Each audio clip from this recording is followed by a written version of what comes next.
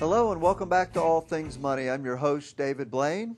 Today we're celebrating our 100th show with a special show talking about some timeless principles of investing.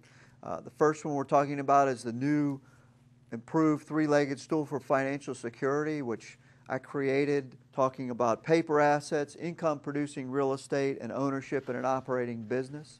A little bit later in the show, we'll be talking about some timeless principles for portfolio construction.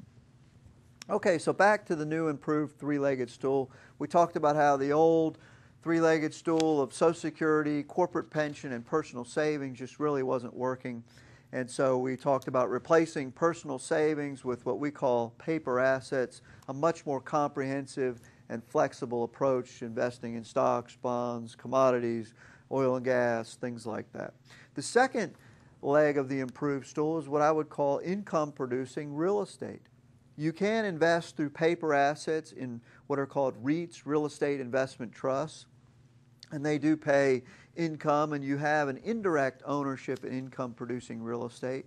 If you don't have the expertise or the time or something like that, that can be sort of a proxy for income-producing real estate. But if you have a chance, if you have a capacity for this, or you have some competent advice that can help you find some properties, help you understand how the income-producing real estate world works, we definitely advocate that this can be a very significant leg of the stool, the second leg. This is where you would find commercial properties, apartment buildings, duplexes, things like that that you physically own. We would recommend you put them into some sort of limited liability company or something to that effect that you own, and you collect the rents. Now, a lot of people go out and they own individual residential homes, one single-family residential. And yes, this technically is income-producing real estate, but is not the preferred method. You have too much risk, tenant risk. You have one tenant, you have one property, so poor economy in that one area or that one income demographic, and your property could sit vacant.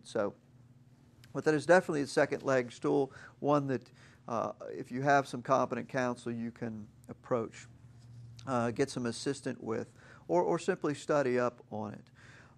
The third new and improved leg of the stool that we like to talk about is ownership in an operating business.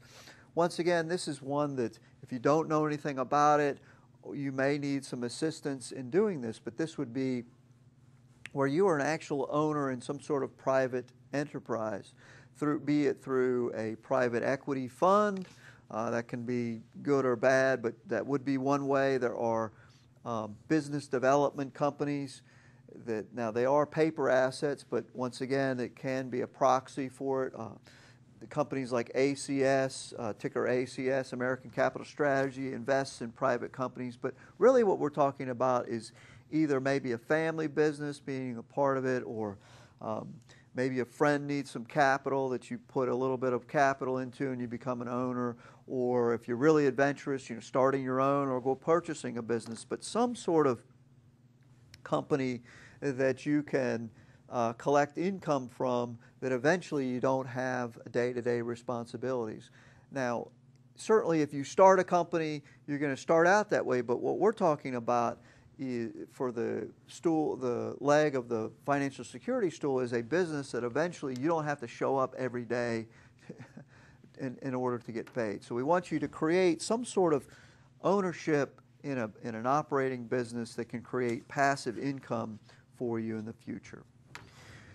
Well, I know that's a quick overview. If you have other questions on that, we've got some other shows on the archives at dlblain.com. There's also some articles that we're cataloging, 10 years worth of. You can get some more information. But suffice to say that our new improved three-legged stool, we would consider paper assets, income-producing real estate, and some sort of ownership in an operating business would better serve people going into the future than Social Security, a company pension, and personal savings.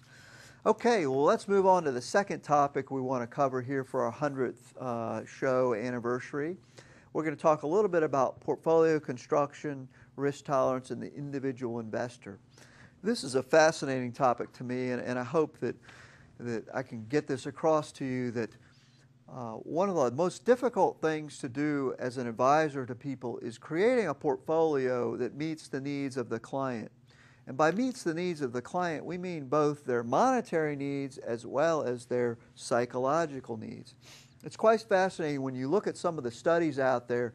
D.L is one of the famous studies, and they study the behavior of individual investors versus some benchmark. And they show that individual investors, by and large, virtually always underperform the benchmark.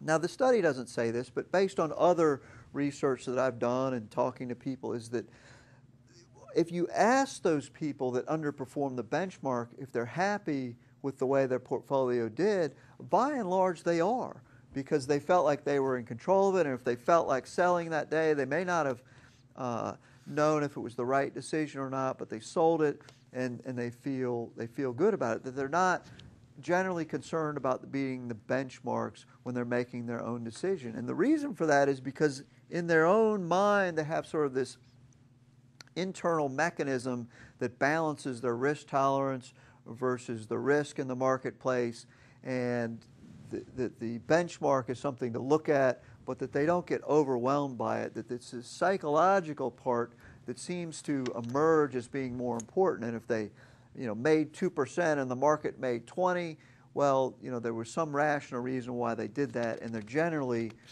satisfied with their own performance. We're coming up on our second break. When we come back, we'll continue talking about portfolio construction. So for All Things Money, I'm your host, David Blain. We'll be right back after a few short messages.